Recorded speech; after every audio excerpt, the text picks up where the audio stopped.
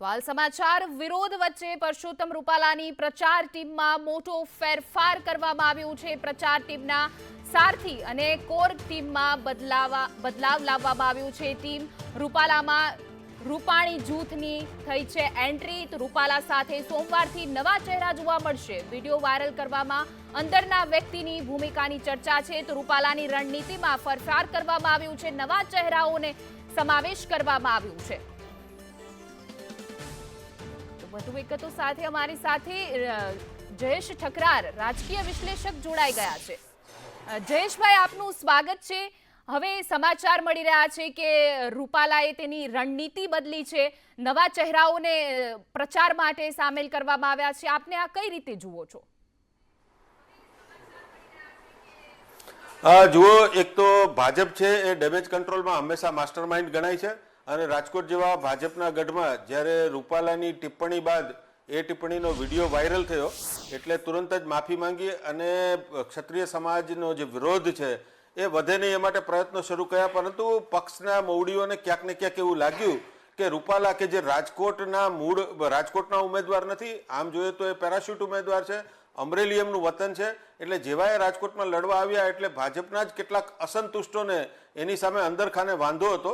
એટલે જ્યારે ભાજપે તપાસ કરી કે આ મુદ્દો આટલો બધો વિરાટ કેવી રીતે બની ગયો, આટલો બધો વિકટ કેવી રીતે બની ગયો અને રૂપાલાની જે કોર ટીમ હતી રાજકોટ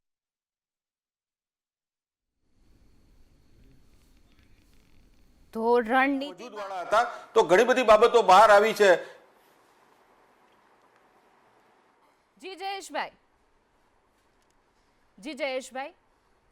તો એમાંથી તપાસ કરવામાં આવી અને ઘણી બધી બાબતો બહાર આવી કે રૂપાલાની નજીક જે મહત્વની ભૂમિકામાં જેમને મૂકવામાં આવેલા કેટલાક લોકો હતા એમણે આ વિવાદને શાંત પાડવામાં જે યોગ્ય ભૂમિકા ભજવવી જોઈએ નહોતી ભજવાઈ। અને હું આપને જણાવી દઉં કે સૌપ્રથમ જ્યારે રૂપાલાએ પોતે એક વિડીયો બનાવી અને માફી માંગી એ પૂરતું નહોતું અને પછી ત્વરિત જ ગોંડલ પાસે જયરાજસિંહ જાડેજાની અધ્યક્ષતામાં એક સંમેલન ભરવામાં આવ્યું અને ત્યારે બધાએ રૂપાલાને એવો વિશ્વાસ આપ્યો હતો કે આ સમાધાન તો આસાન છે અને ગોંડલ જશો એટલે સમાધાન થઈ જશે, પણ મને લાગે છે કે બહુ મોટું બૂમરેંગ સાબિત થયું અને એમાં માત્ર ભાજપના જ નેતાઓ હતા અને પછીથી જેના ઉપર ભાજપૂત જેવો સિમ્બોલ લગાવવામાં આવ્યું એટલે ક્યાંક ને ક્યાંક આ સમગ્ર મામલાને એમને જે આટલો વિરાટ બન્યો ત્યાં સુધી પહોંચવામાં પક્ષના પણ કેટલાક લોકોની ભૂમિકા હોવાનું બહાર આવી રહ્યું છે અને એમાં જે લોકોને જે પ્રકારનો અસંતોષ હતો એમણે યથાશક્તિ સૌએ યોગદાન આપ્યું અને આ રોષને ભડકો થવા દીધો અને જ્યોતિ જ્વાલા બની ગઈ, એક ચિંગારીમાંથી મોટો ભડકો થઈ ગયો।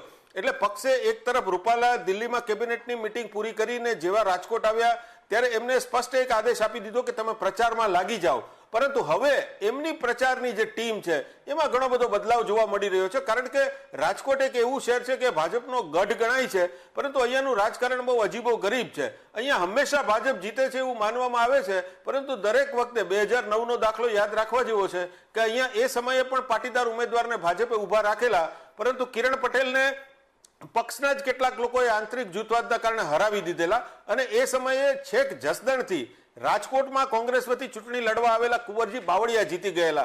તો રાજકોટના જે ચોકાઓ છે ભાજપના, આમ કેટરબેઝ પાર્ટી, આમ એક શિસ્તબદ્ધ પક્ષ, પરંતુ જો એમાં ક્યાંક ને ક્યાંક એકાદો કરંટ અલગ લાગી જાય તો આખી સર્કિટ છે એ કેવું સ્વરૂપ ધારણ કરતી હોય છે એ 2009માં જોવા મળેલું। એટલે ઇતિહાસમાંથી બોધપાઠ લઈ અને ભાજપે પૂરેપૂરું હોમવર્ક કર્યું છે અને રૂપાલાનો જે આખો ઇસ્યુ ઉભો થયો છે એમાં પક્ષના કેટલા લોકોની કેવી ભૂમિકા હતી એ પણ ચકાસવામાં આવ્યું અને હવે એવું લાગે છે કે જે લોકોનો અસંતોષ હતો એમાંથી કેટલાક લોકોએ પણ વરવી ભૂમિકા ભજવી હતી અને એના કારણે રૂપાલાનો જે પ્રચાર રથ છે એમના સારથીને બદલી દેવામાં આવ્યા છે, એમની જે કોર ટીમ છે એમને બદલી દેવામાં આવી છે। એટલે હવે કોઈ રૂપાલાને ભેરવી ના દે અથવા તો આ મુદ્દામાં કોઈ અંદર ખાનેથી કોઈ ડ્રાઇવિંગ સીટ ઉપર રહી અને ભાજપને નુકસાન ના પહોંચાડે એવી ગતિવિધિ શરૂ થઈ છે।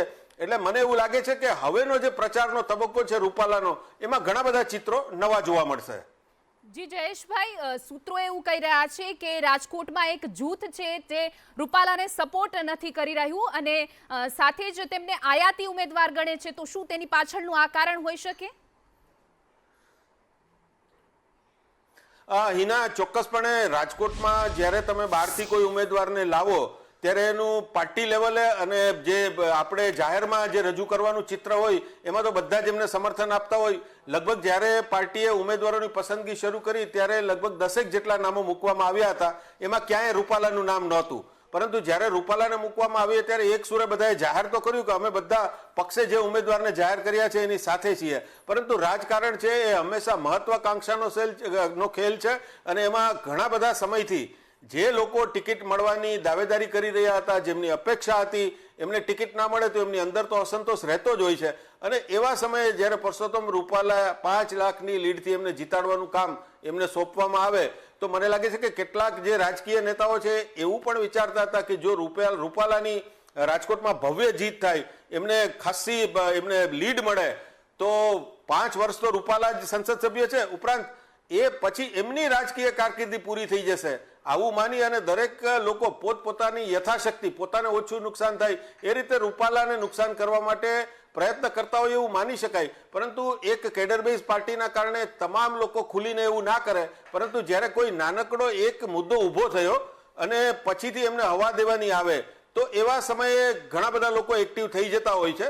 અને મોટાભાગે આપણે જોઈએ છીએ કે ક્ષત્રિય સમાજ વર્ષોથી ભાજપની સાથે છે અને એવા સમયે જ્યારે રૂપાલાએ એક ભૂલ કરી, એક ગંભીર પ્રકારની ભૂલ કે જે આજે રાજપૂત સમાજ માટે સ્વાભિમાનનો વિષય બની ગયો છે, તો એવા સમયે ક્ષત્રિય સમાજના આગેવાનો સાથે એમની કેવી રીતે માફી માંગવી, એમની જે સંવેદના છે એમને કેવી રીતે સ્પર્શવી અને એમના હૃદયમાં જે મુદ્દો ઉતરે એવી રીતે એમનું કેવી રીતે સમાધાન કરવું, એના બદલે જાણે આ એક વટનો સવાલ બની ગયો હોય અને એવું ચિત્ર ઊભું કરવામાં આવ્યું કે ના, રૂપાલા તો લડી જ લેશે, રૂપાલા તો ટિકિટ પાછી જ નહીં ખેંચે. અને માત્ર ભાજપના સમર્થિત રાજપૂત નેતાઓ સાથે રૂપાલાને બેસાડી અને માફી મંગાવી દેવાથી મને એવું લાગ્યું કે ગામે ગામ રહેતા ક્ષત્રિય સમાજના લોકોને ખૂબ દુઃખ થયું અને એ દુઃખ આક્રોશમાં પરિણમ્યું. અને આ બધાની વચ્ચે ભાજપમાં ક્યાં અસંતુષ્ટોએ કેવી ભૂમિકા ભજવી એમનો આખો અભ્યાસ છેલ્લા 10 દિવસથી પક્ષ દ્વારા કરવામાં આવ્યો હતો.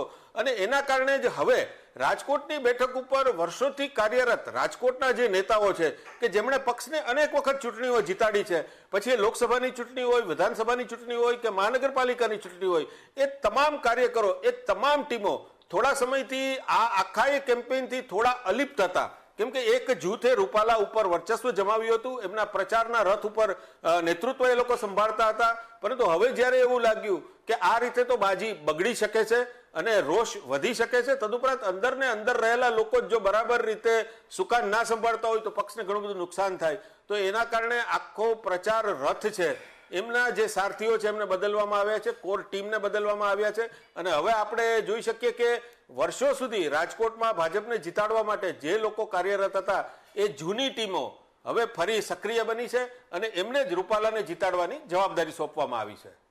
જી જયેશભાઈ, અમારી સાથે જોડાવા બદલ અને વાત કરવા બદલ આપનો આભાર.